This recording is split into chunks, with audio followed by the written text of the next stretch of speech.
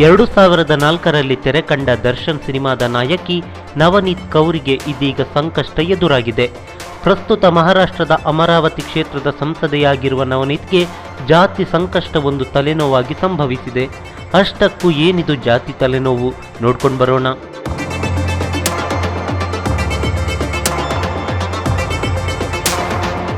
ಸ್ವತಂತ್ರ ಅಭ್ಯರ್ಥಿಯಾಗಿ ಜಯಗಳಿಸಿ ಹಾಲಿ ಸಂಸದೆಯಾಗಿರುವ ನವನೀತ್ ವಿರುದ್ಧ ಸುಳ್ಳು ಜಾತಿ ಪ್ರಮಾಣ ನೀಡಿರುವ ಬಗ್ಗೆ ದೂರು ದಾಖಲಾಗಿದೆ.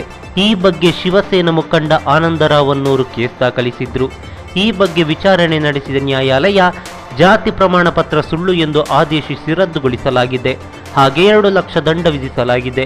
ಇನ್ನು ಸಂಸದೆ ನವನೀತ್ ಕೌರ್ಗೆ 6 ವಾರಗಳ ಸಮಯಾವಕಾಶವನ್ನು ನೀಡಲಾಗಿದೆ.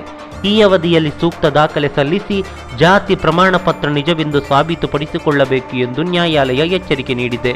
ಒಂದು ವೇಳೆ ಸಾಬೀತುಪಡಿಸದೆ ಹೋದಲ್ಲಿ ನವನೀತ್ ಕೌರನ್ನು ಸಂಸದೆ ಸ್ಥಾನದಿಂದ ವಜಾಗೊಳಿಸಿ ಆ ಸ್ಥಾನಕ್ಕೆ ಚುನಾವಣೆಯಲ್ಲಿ ಸೋಲು ಕಂಡಿದ್ದ ಶಿವಸೇನಾ ಅಭ್ಯರ್ಥಿಯನ್ನು ಆಯ್ಕೆ ಮಾಡಲಾಗುವುದು ಎಂದು ವಿಶ್ಲೇಷಿಸಲಾಗ್ತಿದೆ.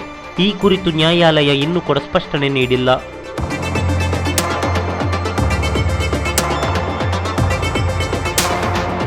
ಈ ಮಾಹಿತಿ ನಿಮಗೆ ಇಷ್ಟವಾಗಿದ್ದರೆ ಲೈಕ್ ಮಾಡಿ, ಶೇರ್ ಮಾಡಿ, ಹಾಗೆ ನಮ್ಮ ಕೋಸ್ಟಲ್ ಕನ್ನಡ ಯೂಟ್ಯೂಬ್ ಚಾನಲ್ಗೆ ಸಬ್ಸ್ಕ್ರೈಬ್ ಮಾಡಿ. ನಮ್ಮ ಹೆಚ್ಚಿನ ಅಪ್ಡೇಟ್ಸ್ಗಳಿಗಾಗಿ ಕೋಸ್ಟಲ್ ನೆಟ್ವರ್ಕ್ ಇನ್ಸ್ಟಾಗ್ರಾಮ್ ಪೇಜ್ ಹಾಗೆ ಫೇಸ್ಬುಕ್ ಪೇಜ್ಗೆ ವಿಸಿಟ್ ಮಾಡಿ. ಧನ್ಯವಾದಗಳು.